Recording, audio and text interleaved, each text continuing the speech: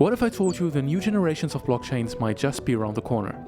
The Open Network, TON, short TON, is Telegram's emerging blockchain that is rapidly gaining popularity.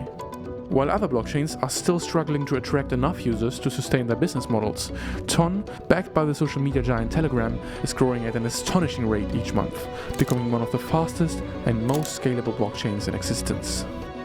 But this success story almost didn't happen. TON faced challenges that nearly ended it before it began. But why did it seem like such a threat to the US financial system?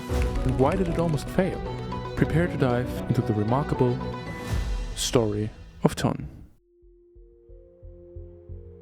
The Open Network, originally known as the Telegram Open Network, was first announced by Telegram in 2018. This ambitious project, developed by Nikolai Durov, the visionary behind VK and Telegram, set out to accomplish what many believed was impossible: creating a blockchain that was fast, decentralized, and scalable all at once. In the world of blockchain technology, achieving this combination is extremely difficult, as one of these elements usually suffers at the expense of the others. In the months following the announcement, Nikolai Durov and his team released a series of documents detailing the project's groundbreaking architecture. Their white paper laid out an ambitious plan to achieve both exceptional scalability and speed. They proposed a multi-blockchain charting model that in theory could create up to 2 to the power of 60 additional independent blockchains. With the testnet live and test tokens circulating, excitement within the crypto community soared. The project was gaining a significant momentum, and it seemed like everything was on track. But as we all know, when blockchain projects are growing, there's always one certain authority that really wants to have a say, one eager to find any flaw. And inevitable, the mistake that they were waiting for arrived.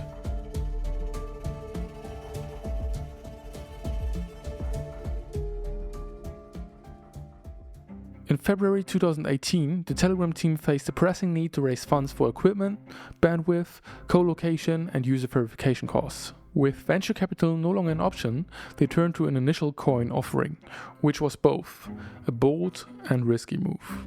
Initially, it appeared to be a major success. The TON team raised $850 million from private investors in the first round and another $850 million in the second round, totaling an impressive $1.7 billion. The future looked promising. However, this success caught the attention of key players who were closely watching. What seemed like a smooth journey so far soon faced unexpected challenges that would test the project's resilience. And then this happened. In October 2019, the SEC sued TON, claiming they issued unregistered securities. $1.8 billion worth of unregistered securities. By March 2020, after several months of legal disputes and filings, a US District Court judge granted the SEC's request for a preliminary injunction.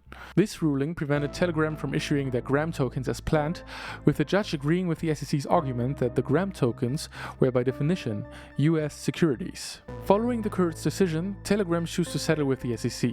In June 2020, Telegram agreed to return $1.2 billion to investors and pay an additional $18.5 million civil penalty. They also agreed not to pursue the TON blockchain project any further. The SEC's actions had a devastating impact on the project. From an unbiased perspective, it seems there are two main interpretations of the SEC's actions. The first interpretation is that the SEC aims to prevent the blockchain from achieving widespread adoption, as integrating the TON blockchain ecosystem into Telegram, an app with millions of users worldwide, could challenge the dominance of the US dollar. The second interpretation would be that the SEC wants to protect investors. Protect investors from a company already trusted by millions. Decide for yourself what could be the case here. The statement. In response to these developments, the Telegram team published an intriguing statement on their website. Let's take a closer look at it, as there are several fascinating hidden messages to uncover. Firstly, Pavel Durov, who wrote the statement, is explaining the ICO using an example of a gold mine operation. Unfortunately, a US court stopped TON from happening. How? Imagine that several people put their money together to build a gold mine, and to later split the gold that comes out of it. Then a judge comes and tells the mine builders, Many people invested in the gold mine because they were looking for profits.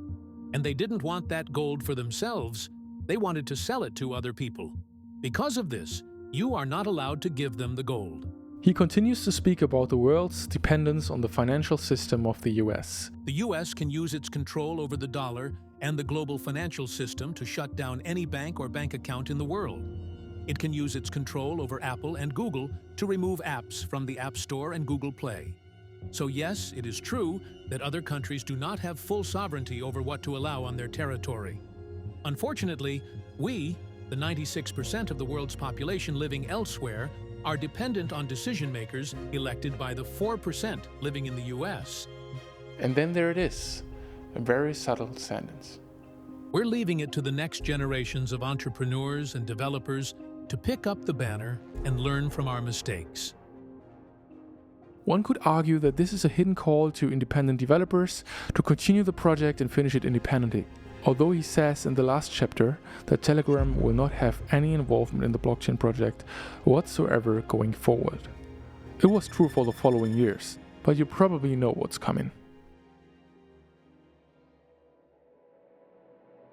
Fortunately, Telegram released the full open source code of the blockchain in September 2019, just 1 month before being sued by the SEC.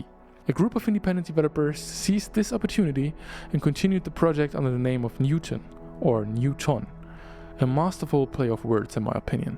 Without the official Telegram team involved, these developers stayed true to the original white paper, and they actually managed to build it in the intended way. At this point, Ton is renowned for its remarkable speed and scalability, boasting the ability to create work and chart chains that can appear and disappear in an instant, setting new industry benchmarks. But at this point, what are the technical aspects worth if there's no Telegram integration? And what is there to expect when Telegram says that they are not involved in any development whatsoever? Are they even allowed to adopt it? Fast forward to May 2022. Nearly 5 years after the SEC lawsuit derailed their plans, Telegram struck back with a powerful move. They announced the integration of its Ton wallet directly into the Telegram app. A bold and strategic move that brought the blockchain's benefits to millions of Telegram users instantly. This was not just a comeback, it was a declaration of resilience and a big middle finger to the action of the SEC. Since its adoption, the blockchain has been flourishing. More and more dApps are being built, and Telegram announced that they will exclusively pay out ad revenue in Ton coin. It seems like the coup succeeded.